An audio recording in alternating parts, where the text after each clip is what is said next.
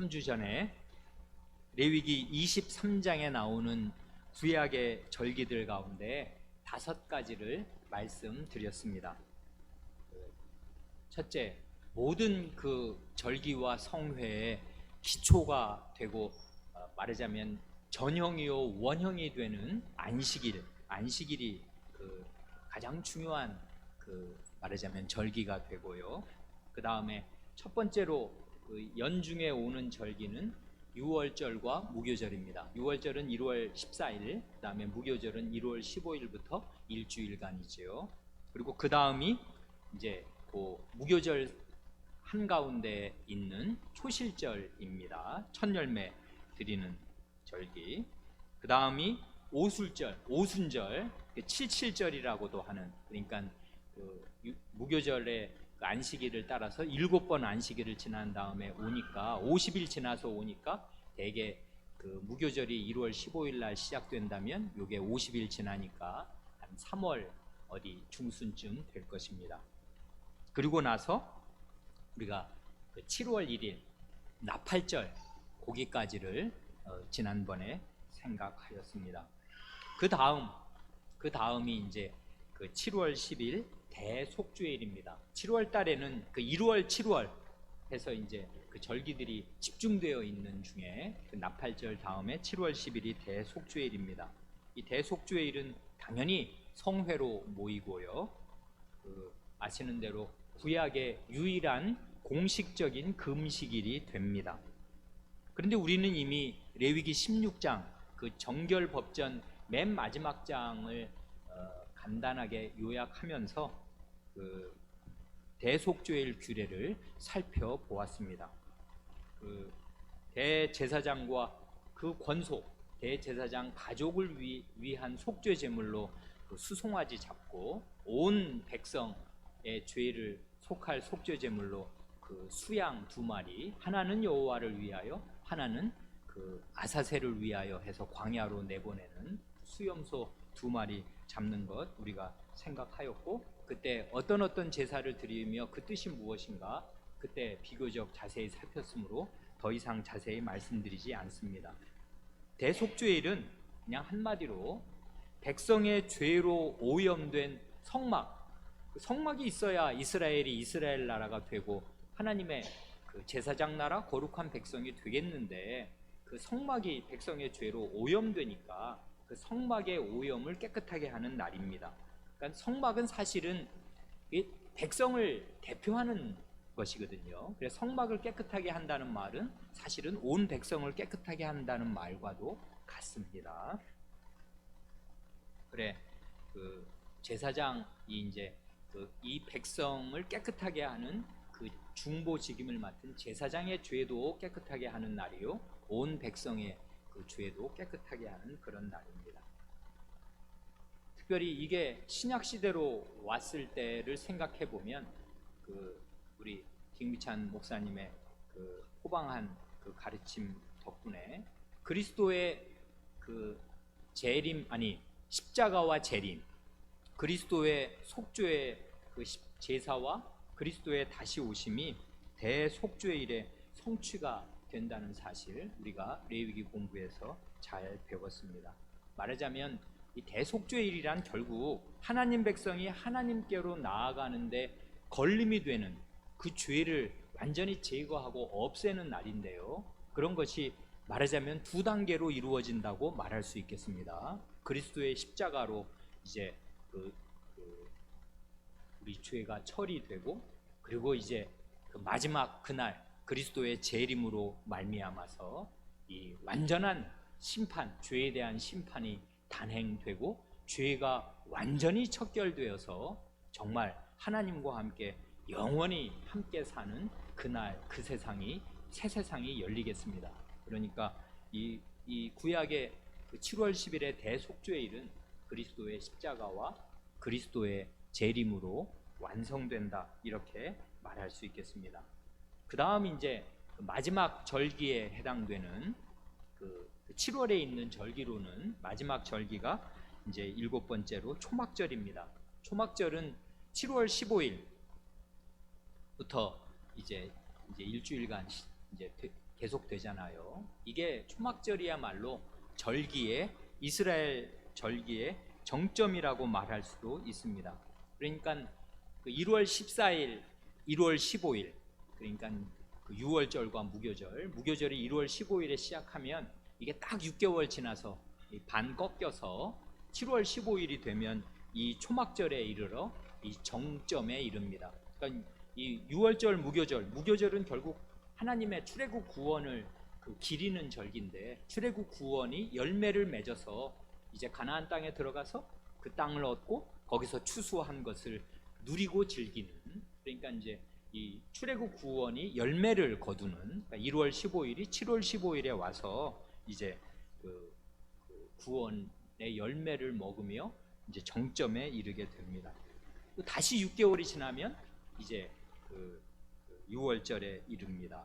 그러니까 이렇게 결국 1월 15일에서 7월 15일로, 7월 15일에서 1월 15일로 이렇게 절기가 이렇게 1월 7월, 7월 1월로 순환하면서 그 이런 절기의 순환을 통해서 하나님의 구원, 하나님의 완전한 구원, 하나님의 최종적인 구원을 바라보도록 그렇게 하셨습니다. 결국 이게 나중에 우리가 좀 더 살피겠습니다만은 이게 초막절이 추수의 절기이기도 하면서 출애굽 구원을 기리는 절기가 되거든요.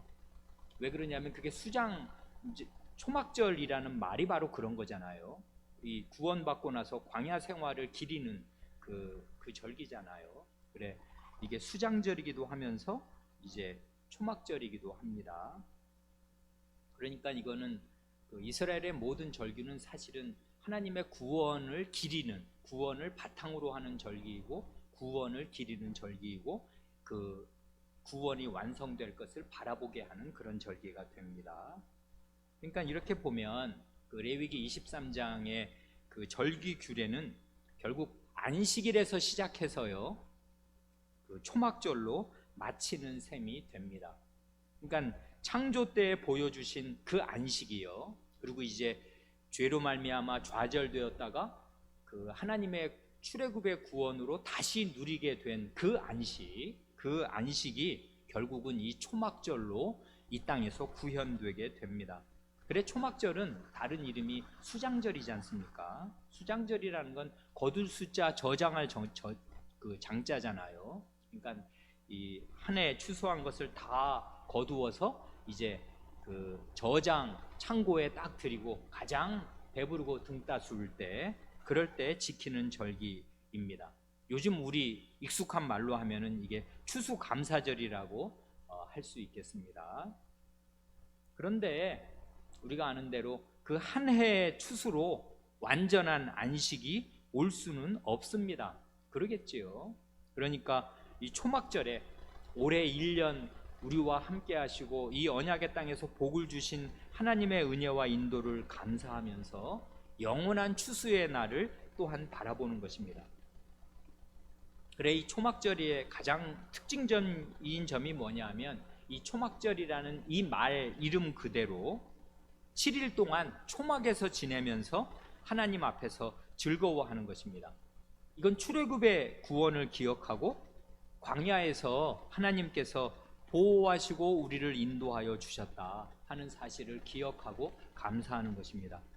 결국 아까 말씀드린 대로 1월 15일 그 6월절 무교절 때서부터 이 7월 15일까지 이 구원의 주제, 출애굽 구원의 주제가 계속 반복됩니다.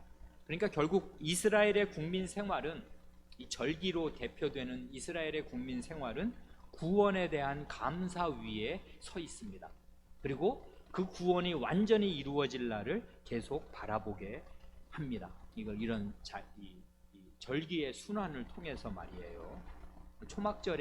초막절에서 되돌아보는 출애굽의 구원, 그리고 다시 1월로 가면 정말 출애굽의 구원을 완전히 생각나게 하는 6월절과 무교절의 구원, 그렇습니다. 그런데 이게 이제 신약으로 오면 주님께서 초막절에 아주 중요한 두 가지 말씀을 하십니다. 요한복음에 나오잖아요.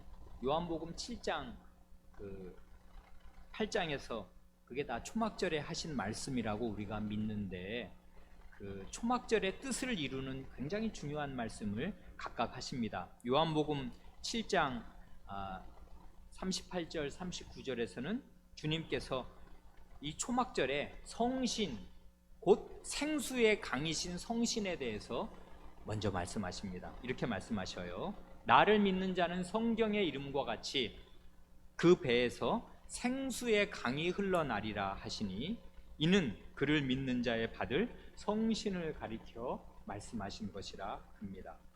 먼저 이 초막절에 생수의 강이신 성신을 말씀하십니다. 그리고 8장에 가면 생명의 빛이신 자기 자신을 말씀하셔요. 그래, 예수께서 8장 12절 요한복음, 예수께서 또 일러 가라사대 나는 세상의 빛이니 나를 따르는 자는 어두움에 다니지 아니하고 생명의 빛을 얻으리라 하십니다. 그러니까 이 생수의 강이신 성신과 생명의 빛이신 예수 그리스도, 예수 그리스도와 성신, 혹은 성신과 예수 그리스도인데 공통으로 묶이는 게 뭐냐면 다 생명입니다. 생명의 강, 생명의 빛이에요. 이 영원한 생명이 성신으로부터 오고 예수 그리스도로부터 옵니다. 그래, 이거를 특별히 예수 그리스도께서, 우리 주님께서 초막절에 이 중요한 생명을 하나의 화두로 해서 성신과 자기 자신을 말씀하십니다. 결국 빛과 물, 이건 굉장히 중요한 그 원소 아니에요? 우리 인간에게 반드시 필요한, 뭐 빛이 없으면, 햇빛이 없으면 우리는 생명이고 뭐고 하나도 없는 거지 않습니까? 그리고 또 물이 없으면 안 된단 말이에요. 물이 생명입니다. 정말 빛이 생명이고 물이 생명인데, 이 생명의 물, 생명의 빛, 이렇게 그 예수님과 성신님을 우리가 가장 잘 피부로 와닿게, 요즘 사람들은 뭐 하도 물이 흔하고 빛이라고는 뭐 햇빛 없어도 이렇게 전기불 나오면 잘 살 것 같은, 이렇게 별로 햇빛 고마운지도 잘 모르지 않습니까? 이제 자연으로부터 많이 우리는 떨어져 사는데, 그래도 그 정신 차린 그 사회 경험이 있고 뭘 아는 사람 같으면 빛과 물이라는 게 이게 생명의 원천이고, 이거 없이는 사람의 생존이 잠시도 지탱되지 않는다는 거 다 아는 것입니다. 그래, 이렇게 우리에게 아주 피부에 와닿게 빛과 물로 그리스도 자신과 성신을 제시하시면서 이렇게 우리에게 이 초막절에 그리스도와 성신을 계시하여 주십니다. 그런데 이게 바로요, 요 물과 빛이, 요게 계시록 22장에 가면, 이거 거의 계시록 이제 맨 마지막이잖아요. 계시록 22장에 가면 마지막에 임할 하나님 나라의 핵심입니다. 새하늘과 새 땅을 보면 해가 필요 없고요, 주님 자신이 햇빛이 되시면서 거기 생명수가 흐르거든요. 그래, 물과 빛입니다. 결국 새하늘과 새 땅이 되는 그 가장 중심되는 그 이유는 그러니까 요한계시록이 그림처럼 보여주는 새하늘과 새 땅의 핵심은 생명의 빛과 생명의 물이에요. 생명의 강. 새하늘과 새 땅을 그렇게 보여줍니다. 그러니까 결국 초막절은 결국 1년의 모든 농사도 마치고 또 하나님의 구원을 즐기고 하나님께 감사하는 절기인데요, 이 초막절이 바라보는 것은 결국 그리스도와 성신을 통한 영원한 구원이겠습니다. 이거를 이제 우리 신약 시대에는 더 분명하게 바라보도록, 그리고 구약 시대에는 그걸 이스라엘 국민 생활에서 누리면서 바라보도록 그렇게 하신 줄로 믿습니다. 여기까지 하면 이제 대강 레위기 23장의 절기들, 그러니까 안식일로 시작해서 초막절로 마감되는 1년의 7가지 절기들을 살핀 게 됩니다. 그 다음이 이제 레위기 24장인데요. 레위기 모두 몇 장입니까? 예? 예, 이건 뭐 모를 수가 없죠. 간단하지 않습니까? 탁 보면 아는 거지 않습니까? 펴보세요. 그럼 27장 아니에요? 그럼 절반 하면 13.5 아니에요? 그러니까 레위기 절반이 대개 한 10석장쯤 되는데, 정말 그 절반 정도의 분량으로 레위기 그 27장의 가운데 부분을 차지하는 게 뭔가 한번 잘 생각해 보세요. 이건 제가 그림처럼 그냥 머릿속에 이렇게 이해하시면 잘 들어올 것 같아서 이렇게 말씀드리려고 하는 건데, 레위기 27장이 쭉 펼쳐져 있는 중에 가운데에 절반 정도의 분량을 차지하면서 11장부터 23장까지 꽉 채우고 있는 게 뭐예요? 정결법전과 성결법전입니다. 그렇죠? 정결법전 11장부터 16장, 성결법전 17장부터 23장. 요게 그러니까 사실은 요 레위기 전체의 그 두 기둥 가운데 부분을 이루는 중요한 중핵이라고 할 수 있어요. 근데 지금부터 말씀드리려는 건 뭐냐면, 레위기의 두 기둥을 이루는 요 가운데 중요한 10석장 11장부터 23장 아니에요? 요걸 감싸고 있는 장이 뭐냐면 10장과 24장 아니에요? 그렇죠? 11장부터 23장까지 정결법전과 성결법전 시작하기 전과 끝나고 난 뒤에 바로 나오는 장 10장과 24장 말이에요. 이게 대단히 의미심장합니다. 왜 의미심장하냐면, 레위기 27장 전체는 그냥 한마디로 말하면 법이에요.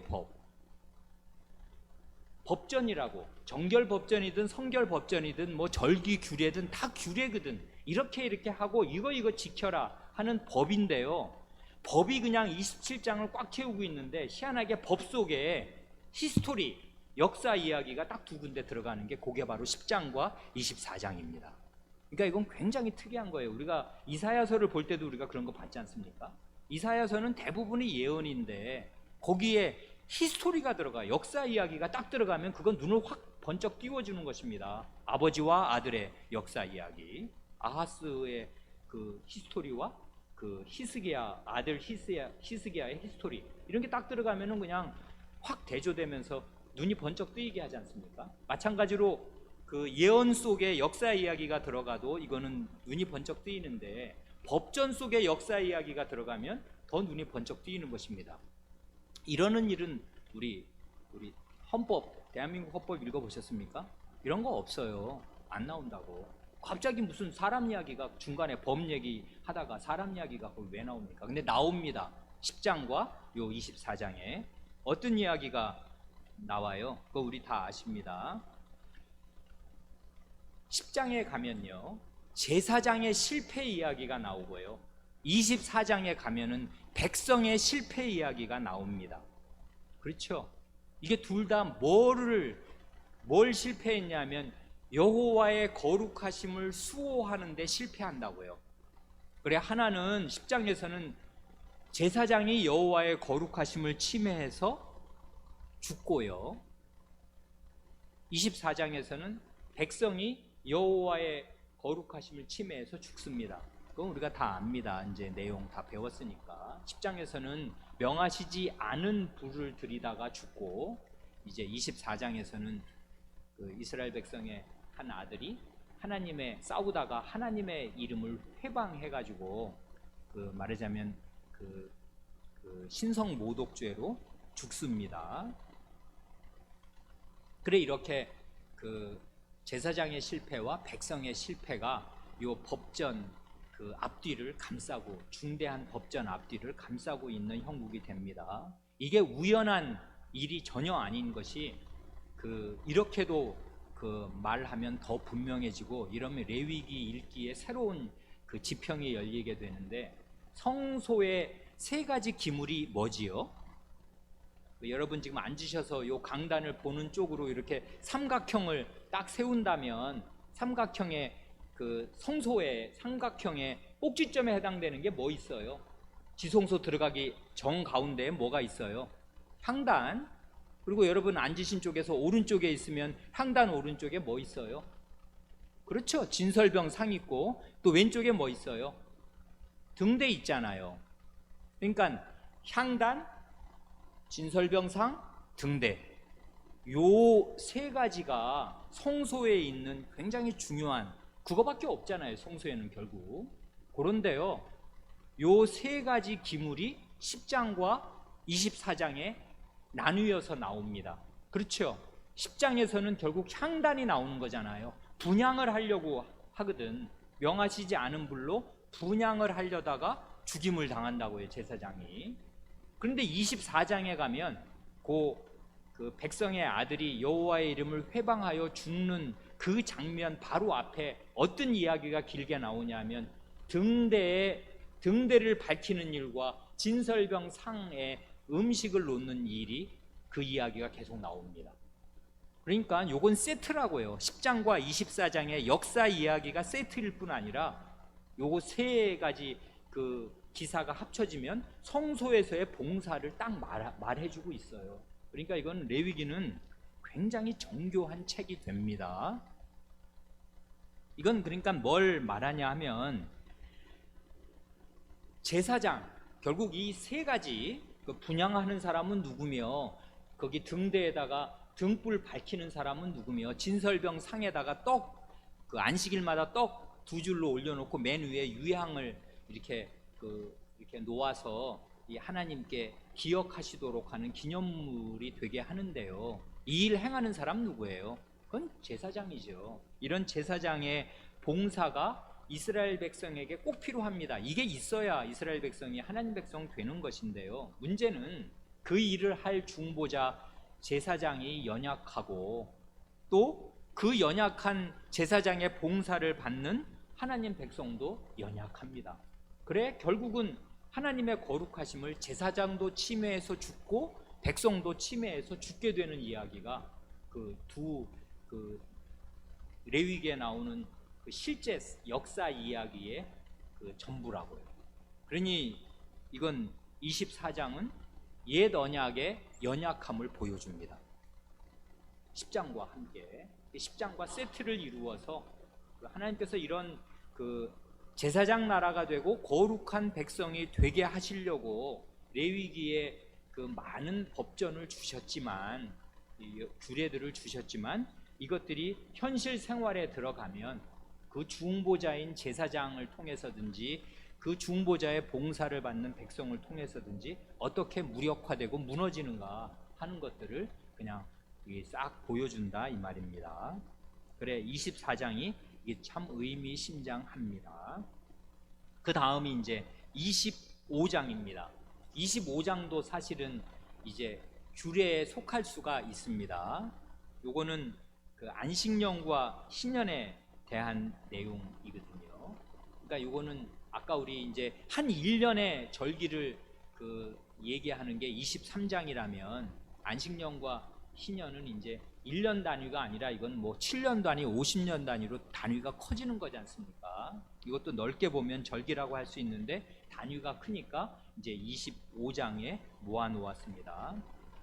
그래 우리가 다 아는 대로 하루가 모여서 한 달이 되고 한 달이 모여서 나중에 1년이 되는데요. 한 해가 되는데 요 하루, 날, 그리고 한 달, 달, 한 해, 해, 요 날과 달과 해가 말하자면 동심원 구조로 되어 있어요. 그래서 한 날, 그다음에 일주일, 아니 한 달, 그리고 나서 1년 이렇게 이제 동심원이 이렇게 원이 퍼져 나가듯이 그런 동심원 구조로 되어 있는데 하나님께서 정해 주신 그 절기들과 안식년이 꼭 그렇습니다. 예를 들면은 날의 관점에서는 한 날을 중심으로 하면 일주일이 6일이 지나면은 안식일이 오는 거고요. 요런 게 달의 관점에서 보면은 절기와 성회가 됩니다. 7달이 지나면 1월 지나서 7달 지나면 7월에 중심되는 그 절기들이 나오고 또 7달이 지나면 그 이스라엘 사람들 셀 때는 그 달과 그 날을 포함해서 세요. 그래서 7달입니다. 또 7달이 지나면 또 1월이 오고 이런 식으로 이제 7으로 순환하는데 요걸 해의 관점에서 보면 이게 안식년이 돼요. 그러니까 날의 관점에서 7을 세면 그게 안식일이고 달의 관점에서 7을 세면 그게 이제 절기와 성회가 주로 되고요. 1월과 7월에 거의 모여 있으니까 중간에 빠지는 건 거기 3월에 있는 77절 오순절밖에 없단 말입니다. 1월, 7월이 중심, 7달이 중심이 되고 요게 연수로 7년이 가면 요게 안식년이 됩니다. 그래 결국 이 7이요. 이 7이 이 이스라엘의 모든 것을 중요한 것을 세는 아주 중요한 단위가 됩니다. 그래 우리 안식일에 관해서는 뭐 말씀드렸으니까 길게 얘기할 필요가 없는데, 그 안식일을 지켜야 할 이유 두 가지를 왜 출애굽기, 신명기에서 각각 다르게 그 제시하시는 거 우리가 알고 있습니다. 이건 굉장히 중요한 사실이어서 마음에 깊이 새겨둘 만한 일이 되고요. 그 뜻이 무언가를 계속 이렇게 마음에 묵상하시면 대단히 좋습니다. 그 십계명이 성경에 두 군데 나오잖아요. 출애굽기 20장, 신명기 5장에 나오는데, 그 십계명 4계명을 설명하는 게 그 안식일을 지켜야 할 이유로 출애굽기에서는 하나님의 창조를 모범으로 들고 엿새 동안 창조하시고 일곱째 날 쉬셨으니까 너희도 안식일 지켜야지, 요거라면 이제 신명기로 가면 내가 너희를 애굽에서 구원해냈으니까 안식일을 지켜라, 요렇게 말씀하셔서 말하자면 안식일을 지켜야 할 근거로 창조와 구원을 이렇게 제시하신단 말이에요. 이건 계명에 속해 있는 말씀이니까 굉장히 중대한 말씀이 됩니다. 그러니까 이건 한마디로 하면 이스라엘 백성에게 안식일은 어떤 날인가 하면 출애굽의 구원 위에서 하나님의 창조의 본의를 이루도록 주신 날이 됩니다. 그러니까 원래 무슨 죄를 안 지었으면야 출애굽의 구원이라는 게 필요가 없었겠습니다만, 그런 건 다 이제 가정에, 힘없는 가정에 해당되고 창세 이래로 죄를 지어서 인류는 죄 가운데 떨어졌단 말이에요. 그래 창세의 본의를 이루는 안식으로 나아가려면 구원을 거쳐서 안식으로 나아갈 수밖에 없습니다. 그래 안식일이란 결국 구원 위에서 창조의 본의를 이루는 날이 됩니다. 그러니까 안식일은 굉장히 중요해요. 구원을 이루는 날이 되고 창조하신 본의를 이루는 날이 됩니다. 그런데 그 창조와 구원의 중심에 누가 계시는가? 그건 물을 것도 없습니다. 하나님이 계십니다. 하나님은 창조와 구원의 주인이 되셔서 곧 창조주시요 구원자로서 안식일은 뭐 하는 날인가? 창조주요 구주이신 하나님과 거룩한 사귐을 나누면서 하나님을 즐기는 그날, 그것에 전념하는 그날, 바로 그것입니다. 그래 시간 속에서 하나님을 즐기는 날이 안식일이라면 공간 속에서 하나님을 즐기는 곳은 어디예요? 그건 성막이지. 그래 안식일과 성막은 등가어라는 거, 똑같다는 거. 하나님의 시간이 안식일이면 하나님의 공간이 그 성막입니다. 이걸 좀 더 분명하게 말한다면 안식일이 단지 그냥 하나님의 시간이 아니라 하나님만 혼자 즐기려고 하면 안식일을 뭐 하려고 만들어요? 하나님은 영원히 원래 안식하시는 분입니다. 그런데 안식일을 그 6일 하루 이런 패턴으로 안식일을 제정하여 주신 것은 하나님 혼자 영원한 안식에 들어가서 홀로 그 유아독전 하시려고 지으신 게, 안식일을 제정하신 게 전혀 아니고 그 백성이 하나님과 함께하는 안식을 누리게 하시려고 안식일을 제정하신 거 아니에요. 그리고 성막은 하나님이 원래 계신 곳이 원래가 성막입니다. 그런데 그거를 이 땅에 지으신 이유는 뭐예요? 그 백성과 함께 하시려는 장소로 그 성막을 이 땅에다가 굳이 말하자면 만드신 거 아니에요. 그러니까 결국 안식일과 성막이 등가어라면 그건 다 뭘 뜻하냐 하면 하나님이 그 백성과 함께 하시는 시간, 하나님이 그 백성과 함께 하시는 공간으로 안식일도 두시고 성막도 두신 것입니다. 그런데요, 요게 안식년이 되면 어떻게 되냐면, 안식년이 되면은 하나님과 그 백성이 함께하는 시간과 공간이 겹치게 돼요. 어떻게 겹치냐면 안식일이 1년 전체로 확장됩니다. 그게 안식년이에요. 원래 안식일은 남은 6일이 굉장히 중요한 날이니까 하나님이 맡기신 일을 하니까 사실은 엿새도 다 거룩한 날이 됩니다. 그건 세속적인 일 하다가 그런 거 다 세상에 떼 벗어버리고 주일날, 안식일날 하나님 만나러 오는 거 아니란 말이에요. 6일도 거룩한 날이고 하나님의 땅에서 하나님이 맡기신 일을 하니까 좋은 날이고 거룩한 날입니다. 그런데 그렇게 이 땅에서 노동하고 일하는 목적이, 궁극적인 목적이 하나님과 거룩한 아주 긴밀한 사귐을 나누는 데 있으니까, 심지어는 제7일에는 그렇게 거룩하고 중요한 하나님이 맡기신 그 일이라도 중단해버리고 그런 일 딱 하지 말아라 하고 나하고만 지내자. 이게 목적이니까, 너희 일하는 목적이니까, 거룩한 그 사명을 수행하는 목적이니까, 이 거룩한 사명이고 뭐고 하지 마. 그냥 나하고만 같이 있자. 그래서 그 목적이 바로 이런 것을 늘 상기하자 하는 게 안식일이잖아요. 근데 그 안식일, 근데 맨날 그렇게 그 일 하나도 안 하면 뭐 먹고 살겠습니까? 그러니까 6일 일하고 하루는 그냥 그 중요한 일도 쉬는 게 안식일인데, 안식년으로 가면 이게 어떻게 돼요? 아니 1년 내내 아무것도 안 해. 1년 내내 농사를 안 짓고 하는 일이 없습니다. 1년 내내 안식일처럼 하나님과 함께 하면서 지냅니다. 그러니까 이게 어떻게 되냐면요, 1년 내내 그 말하자면 가나안 땅 전체가 성막이 되는 것과 똑같아요. 왜냐하면 1년 내내 이건 하나님과 함께 하는 공간이 돼요. 그 땅 전체가 말이에요. 그래, 안식일이 1년 전체의 시간 속으로 확장되고 성막이 약속의 땅 전체로 확장되어서 그야말로 그 땅 전체가 안식의 땅, 하나님과 함께 사귐을 나누는 시간과 하나님과 함께 사귐을 나누는 공간이 됩니다. 굉장하죠. 그러니까 이런 일이 인류 역사에 하나님 나라 외에 다시 있는가? 없어요. 아니 전 세계 인류 역사에서 말입니다. 인류 역사가 뭐 6,000년이든 6만 년이든 얼마가 됐든 간에 어느 나라가 1년 내내 온 국민이 다 놀고 쉬는 나라 세상에 어디 있습니까? 없다고요. 그건 있을 수도 없습니다. 다 굶어 죽지. 그러면 안 됩니다 그게. 근데 하나님 나라에서는 이게 6년마다, 그러니까 제7년째마다 6년 일하면 7년은 그냥 온 백성이, 온 국민이 다 쉬어. 굉장한 것입니다. 이거 진짜 생각하면 생각할수록 어떻게 이런 걸 하나님이 계획하시고 이런 걸 명하시나.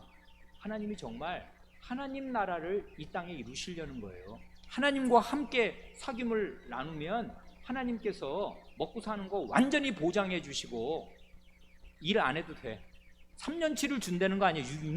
왜 3년치인 줄 아시죠? 제6년에 3년치를 주셔야 제7년에는 안식년에 일을 안 해. 그 다음에 제8년에 이제 그러니까 6년째에 추수를 했어요. 제7년째에는 안식년이니까 하나도 안 해. 제8년에 추수를 해가지고요, 추수를 해서, 아니 씨를 뿌려서 추수를 해야 먹을 거 아니에요.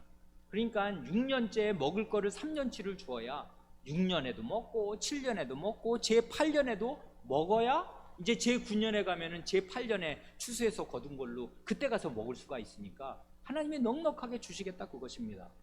아니 그러니까 이거는 이게 자연에 맡긴 게 전혀 아니라고요. 어떻게 6년마다 3년치 소출이 나오게 할 수가 있어요? 자연적으로는 이건 아니에요. 하나님께서 정말 특별하게 계제하시고 역사를 운행하시고 이 비와 뭐 풍작 이런 걸 다 주관하셔야만, 그것도 6년마다 이렇게 하셔야만 안식년을 지키려야 지킬 수 있는 거지. 안식년 지키려다가 뭐 6년 소출이 별로 안 나왔다. 먹고 살 거 뻔한데 우리 쌀을 하루에 한 달에 한 가마씩 먹는데 이게 3년치가 안 나오면 안식년 지킬래야 지킬 수 있는 겁니까? 없다고요. 근데 하나님이 이런 걸 딱 명하시면 책임져야 될 거 아닙니까? 창조주요 구원자로서 이런 거 책임지고 시행하시는 것입니다. 이게 놀라운 거죠. 그러니까 이 안식년이라는 거, 이게 얼마나 하나님의 능력을 나타내는 것이며 그 백성과 함께 하시려는 하나님의 열망이 얼마나 철저하신가. 그리고 그런 나라를, 자기 백성과 함께 즐기시려는 그 나라를 이 지상에서부터 이루려고 하시는 거예요. 하나님께서 이런 걸 그냥 이 세상 백성에게 명하신 것입니다. 이스라엘 나라에게. 그러니까 이런 게 믿음이 없으면 이런 걸 죄인들이 할래야 할 수가 있어요. 어떻게 온 백성이 다 놀아요 1년을.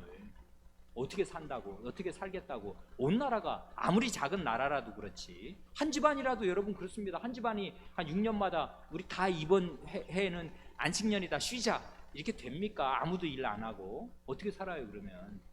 근데 그렇게 하나님이 해주시겠다고 한 것입니다 이게. 그러니까 이건 굉장히 놀라운 것입니다. 그래, 이건 어떻게 해야 되는 거예요? 안식일을 지켜야 되는 거지. 6일에 일을 하고 일주일 7일이 오면 만사를 제치고 아무리 중요해도 그 일을 딱 그치고 이 하루는 하나님과 즐겨봤더니 야, 이거 일주일 지날 힘이 여기서 나온다 하는 걸 경험한 사람이 그 안식년을 지킬 믿음이 나오는 거지. 아니 이 주일만 되더라도 이게 일이 두고 온 일이 머리에 꽉 차 있어가지고 이거 빨리 해야 되는데 내일이 시험인데 어떻게 이걸 안 하냐 하고 있는 학생이며 그런 부모면 안식년이란 건 어림도 없는 것입니다. 이건 정말 굉장한 믿음이 있어야 안식년을 지킬 수 있는데, 이 믿음은 어디서 오냐면 안식일을 지키는 믿음에서 오는 거라고요. 안식일을 그렇게 그 6일을 하나님의 뜻대로 일하고 하루를 하나님의 뜻대로 믿음으로 쉬면, 요런 게 1년을 쌓이면요, 1년을 쌓이고 6년을 쌓이면 온 1년을 쉬게 될 것입니다. 그래 제7년마다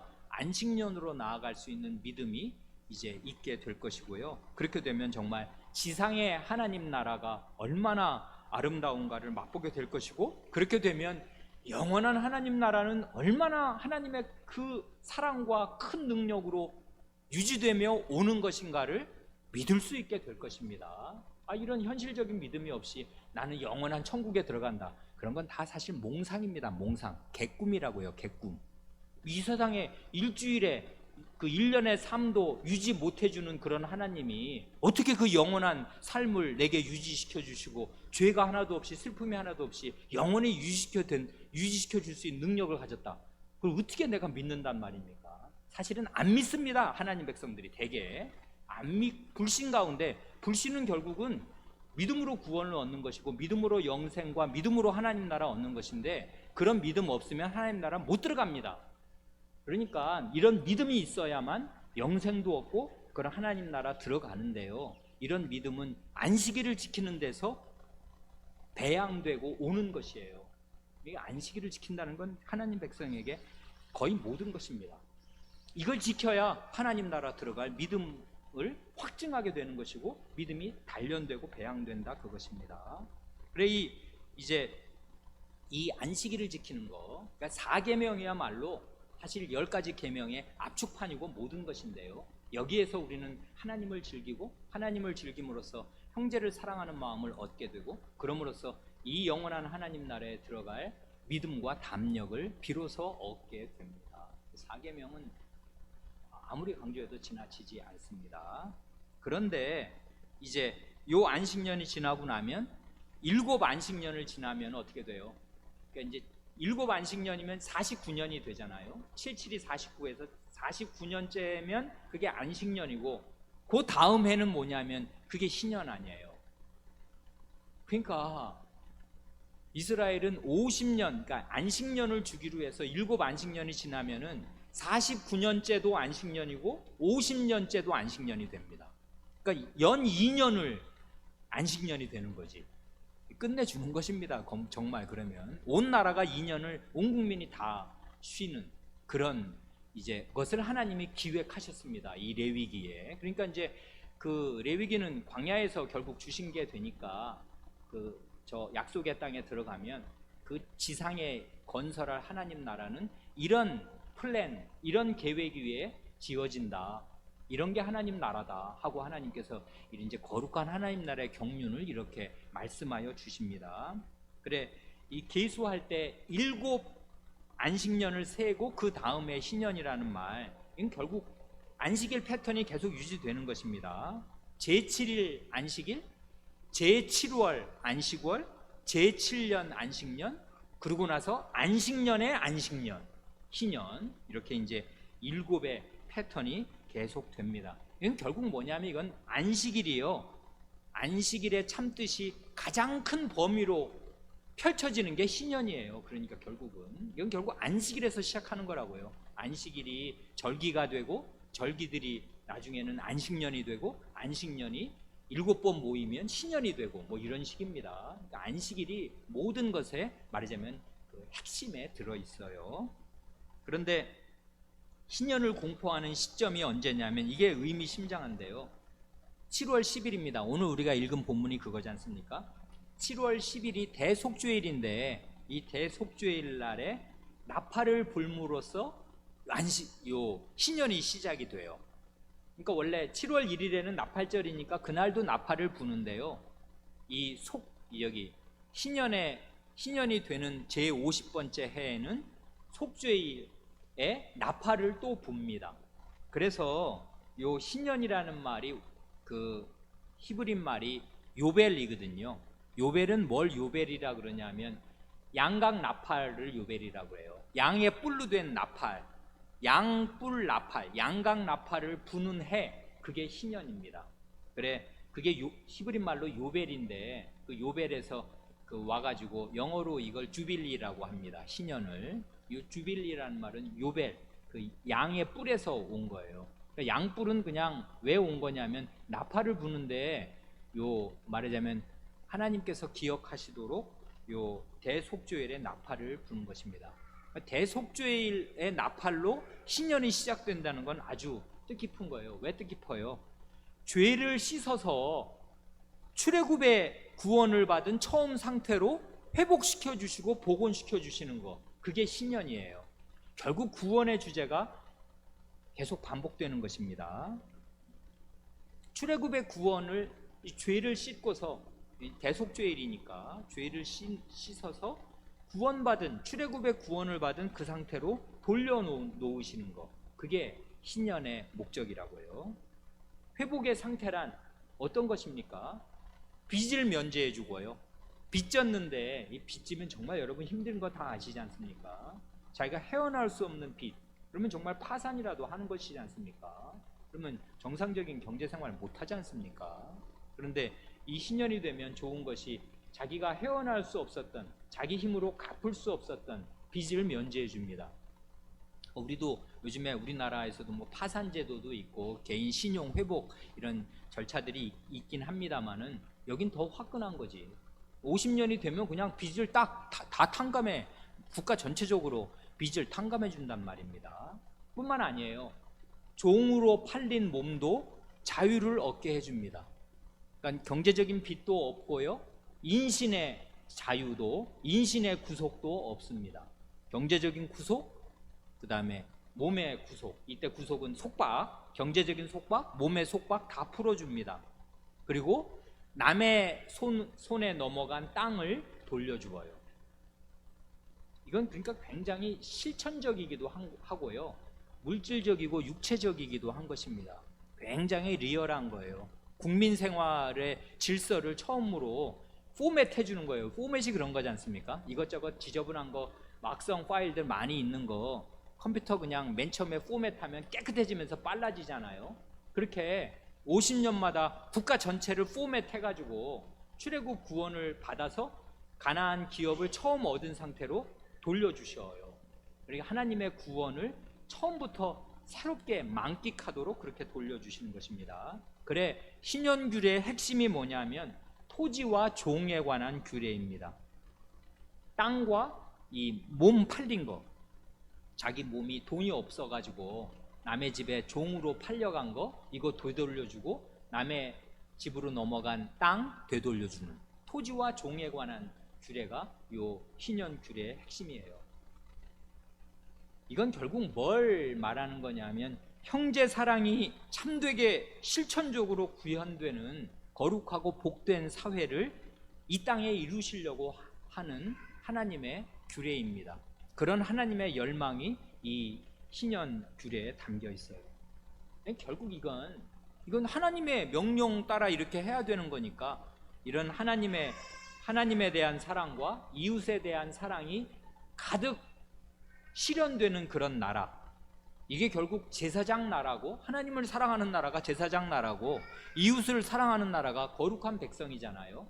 결국 출애굽해서 언약 백성으로 살게 하신 그 본의를 이런 식으로 이루려고, 국가적으로 나라적으로 다 이루려고 하시는 규례. 그러니까 결국 이 안식년과 신년 규례가 사실은 하나님 나라를 이루는 가장 말하자면 실천적이고 핵심적인 규례가 됩니다.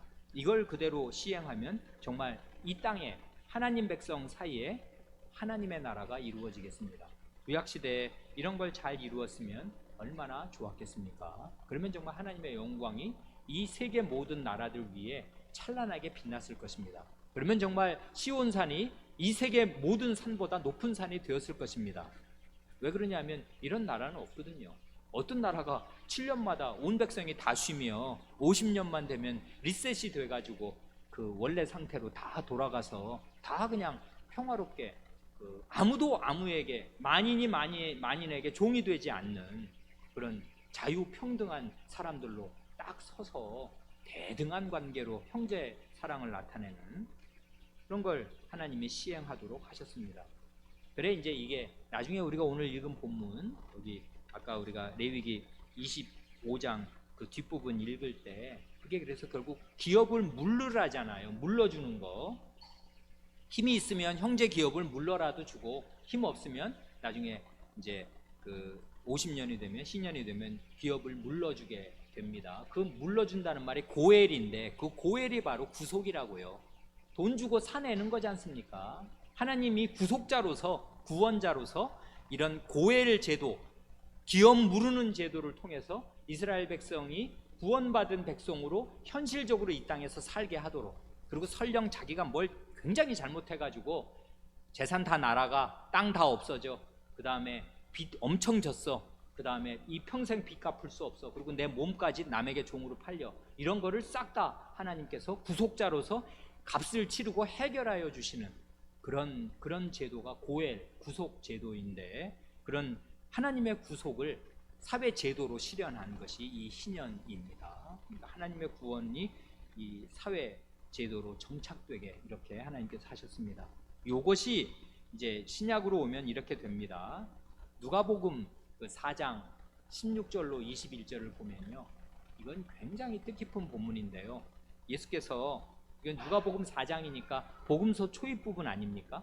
예수님이 고향에 가셔요. 예수님 고향 나사렛이잖아요. 우리도 다 고향이 있는데 예수님도 사람이신 관계로 고향이 있습니다. 예수님의 고향은 뭐 본적지는 뭐 베들레헴이라고 할 수 있는데 그 자라신 곳은 고향은 나사렛입니다. 그 나사렛에 이르셨을 때 이제 하신 말씀이 이것입니다. 누가복음 4장 16절로 21절. 예수께서 그 자라나신 곳 나사렛에 이르사 안식일에 자기 규례대로 회당에 들어가서 성경을 읽으려고 서심해 선지자 이사야의 글을 들이거늘 책을 펴서 이렇게 기록한 데를 찾으시니, 이 찾으신 게 결국 어디냐면 그때 이사야 두루마리가 아마 몇 두루마리 있었어요. 이사야서 66장까지 있으니까 두루마리 하나에 다 적지 못했을 거예요. 그래서 이제 그 두루마리를 갖다 드렸는데 주님이 일부러 이 구절을 두루마리를 쭉 펼치셔가지고 자기가 원하시는 낭독하시고 뜻을 설명하실 구절을 찾으셨습니다. 강설 본문 찾으신 거예요. 그게 몇 장 몇 절이냐면 이사야서 61장 그 1절 이하를 예수님이 찾으시고 그 부분을 딱 읽으십니다. 거기 뭐라고 되어 있는 거예요? 이런 것입니다. 거기 신약 성경에서 구약을 인용하면서 주라고 하는 건 다 여호와 아니에요. 원래 신약은 그걸 다 아도나이로 바꾼단 말이에요. 여호와의 성신이, 주의 성신이 내게 임하셨으니 이는 가난한 자에게 복음을 전하게 하시려고 내게 기름을 부으시고, 여기까지만 보면 성신과 말씀입니다. 여호와의 성신과 여호와의 복음 그러잖아요. 성신과 말씀이 내게 옵니다. 어떻게 와요? 내가 누군데요? 기름 부음 받은 자입니다. 이 여호와의 종이라고요. 여호와께서 기름 부으신 나에게 성신이 임하시고, 그래서 나는 성신으로 말미암아 복음을 전하게 됩니다. 여호와의 종이 누구에게요? 가난한 사람입니다. 돈도 없고 빚지고 이렇게 된 사람, 가난한 사람에게 여호와의 복음, 주님의 복음을 전합니다. 그래서 나를 보내서 포로된 자에게 자유를, 눈먼 자에게 다시 보게 함을 전파하며 눌린 자를 자유케 하고, 그 다음 말 주의 은혜의 해를 전파하게 하려 하십니다. 주의 은혜의 해가 바로 주님의 여호와의 은혜의 해, 그 해년자 해 말이에요. 이게 바로 신년의 해라고요. 신년의 해를 전하게 하려고 나를 보냈습니다. 이 신년의 해를 누구에게 전하냐 하면 포로된 자, 눈먼 자, 이 이사야서에 눈먼 자, 귀먼 자 많이 나오지 않습니까? 누구예요? 가난하고 포로되고 눈먼 하나님의 백성 그들입니다. 그 사람들은 눌려 있어요. 남에게 잡혔으니, 주에게 잡히고 남에게 잡혔으니 포로가 눌린 자 아니에요. 이런 사람들에게 신년의 해를 전파하십니다. 이러면 어떻게 되는 거예요? 포로된 데에서, 눌린 데에서, 그 가난한 데에서 기업을 회복하게 되고요, 돌아오게 됩니다. 자기 그 원래 자리로. 그렇게 됩니다. 그래 주님이 하신 말씀이 책을 덮어 그 맡은 자에게 주시고 앉으시니 회당에 있는 자들이 다 주목하여 보더라. 옛날엔 선생은 다 앉아서 가르쳤습니다. 그래 여기 보면은 책을 덮어요. 이제 그 두루마리를 이제 덮고 요거 딱 읽으신 다음에 그 맡은 자, 이건 이제 두루마리 귀한 거니까 성경이니까 맡은 자가 가지고 나와서 드리고 딱 읽으신 다음에 돌려주신 다음에 앉으십니다. 선생이니까 딱 앉아요. 자리에 앉아서, 앉으니까 이제 그 다음 뭔 말 하시는가 보자 하고 이제 강설을 들을 차례인데, 강설의 첫 마디가 이것입니다. 이 글이 이사야서 61장 1절 이하의 말씀이 오늘날 너희 귀에 응하였느니라. 이게 너희한테 이루어졌다 하고 주님의 그 강설의 첫 마디가 이거였습니다. 성경 본문 읽으시고 신년이 너희에게 이루어졌다 하셨습니다.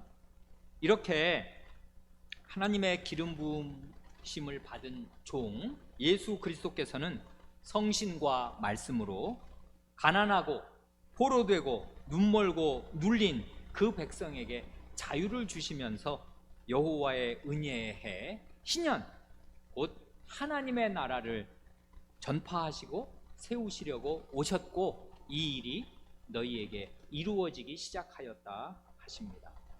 그래 이런 예수님께서 전하시고 수립하시는 이 신년이 계속 우리 하나님의 백성 가운데 이루어지다가 장차 그날에 완전히 이루어져서 우리는 정말 하나님, 영원한 하나님 나라에서 신년의 해를 누리겠습니다. 그 다음이 이제 26장 27장인데 이건 시간이 많이 가서 길게 말씀드릴 수 없고, 레위기 26장에 가면 신명기 28장과 같은 언약의 복과 저주가 나오고요, 마지막 레위기 27장으로 가면 레위기의 총결산으로서 헌상이 나옵니다. 그 헌금이요. 그래 이거는 레위기 26장 27장은 레위기의 피날레에 해당되는 맨 마지막이지 않습니까? 요건 레위기의 맨 처음 1장부터 7장에 나오는 제사 제도와 숨이 상응합니다. 머리와 꼬리가 딱 맞붙어쳐 메아리 친다고요. 어떻게 해요? 레위기 1장부터 7장까지가 제사 제도로서 어떻게 제사장 나라 이룰 것이냐, 그거를 가르쳐 준다면 요 레위기 26장 27장은 어떻게 거룩한 백성으로 살 것이냐, 거룩한 백성이란 이런 하나님의 언약을 잘 지키면서 하나님께 자기를 드리고 사는, 헌상하는 백성입니다. 그래 제사장 나라와 거룩한 백성, 이게 언약의 두 축이고 목적이지 않습니까? 그래 수미가 상응합니다. 또 이런 면에서도 수미 상응입니다. 레위기 맨 1장부터 7장이 이 이스라엘 백성, 하나님의 백성의 국민 생활의 출발점에서 이렇게 함으로써 하나님께 가까이 나아오라고. 왜냐하면 제사제도가 바로 하나님께 제물을 드림으로써 자기를 드려서 하나님께 가까이 나오는 거지 않습니까? 그런데 레위기 27장이 헌상으로 마침으로써, 헌상이야말로 자기를 하나님께 드려서 하나님 안에 포함되고 하나님과 가까이 하는 거거든요. 이렇게 함으로써 그 제물로 그 하나님께 가까이 나아간 백성이 헌상으로 자기를 드리는 것으로 레위기는 마칩니다. 아주 장엄하죠. 그래서 예배 시간의 절정은 헌상입니다. 예배의 절정은 자기를 하나님께 드리는 그 헌상에 있어요. 그게 예배의 정신, 그리고 레위기의 결론입니다. 마찬가지로 레위기 1장 부터 7장이 이스라엘의 이제 국민 생활의 출발점을 보여준다면, 처음 시작이 이렇게 제사를 드리면서 이런 제사 제도로 이스라엘 백성이 국민으로 하나님의 백성으로 형성이 된다면 26장에 가면 슬픈 미래가 펼쳐집니다. 앞날을 예언한다고요. 하나님의 언약을 잘 지키면 이렇게 복을 받을 것이고, 하나님의 언약을 지키지 않으면 이렇게 저주를 받는다 하고 앞날에 대한 예언이 나오는데, 이 예언들이 그냥 이스라엘 역사 가운데 쫙 펼쳐지면서 이제 그 레위기에 먼저 신명기에 나오기 전에 레위기에 먼저 이런 미래에 대한 예언, 언약의 저주가 나오잖아요. 이 언약의 저주가 그대로 이스라엘 역사, 긴 역사 가운데 실현이 됩니다. 그러니까 우리가 이제 지금 성경 공부 시간에 그 예언서를 읽고 있는데 이 예언자들은 이런 레위기 26장, 신명기의 이런 예언들을 아주 마음의 골수에 새기고 있는 것입니다. 하나님의 말씀이 틀림없이 이루어질 것인데 우리 역사, 우리 사는 백성들의 삶의 형편과 순종하는 상태를 딱 볼 때 하나님의 언약의 복이 임할 것인가, 언약의 저주가 임할 것인가를 예언자들은 늘 살피는 거예요. 그러면 이건 틀림없이 이건 언약의 저주가 임할 수밖에 없는 형편이지, 그러면 언약의 저주가 임할 것을 백성에게 가감없이 말하는 것입니다. 그게 예언서예요. 그것입니다. 그래 이제 이런 레위기가 이제 우리 앞에 귀중한 그 말씀으로 주어져 있는데 참 어렵게 배웠습니다만은 그동안 이렇게 배웠습니다. 제가 이렇게 7번까지 정리할 줄 알았으면 시작 안 했을 겁니다. 왜 그러냐면 이게 54강인데 이게 한 7번으로 정리하면은 7, 8이 56이니까 한 번 할 때마다 한 8강씩을 요약을 해야 되는데 그러면 이 7주나 한 거의 2달이나 가까이 이렇게 정리하는데 제가 몰두할 줄 알았으면은 처음에 아마 엄두가 안 났을 것이고요. 그리고 그렇게 하고 나면 다 부족합니다. 왜냐하면 무슨 재주로 8강을 한 시간에 요약을 할 수가 있겠어요. 그럼 풍성함도 미치지 못하고 여러 가지 불미스럽고 그러면서도 동시에 시간은 또 7주나 2달이나 가게 되고 그랬는데 하다 보니 처음에 한 석주 정도 간단하게 핵심만 간추리려고 했는데 해보니까 이게 간추려지지가 않아요. 워낙 내용이 많았습니다. 그래서 하는 수 없이 7강까지 길게 거의 2달 가까이 그동안 1년 넘게 배웠던 레위기를 이만큼 정리하여 요약하고 말씀드렸습니다. 교우 여러분들 그동안 힘써 배우신 거에 조금이라도 도움이 되셨기를 바랍니다. 같이 기도드리겠습니다.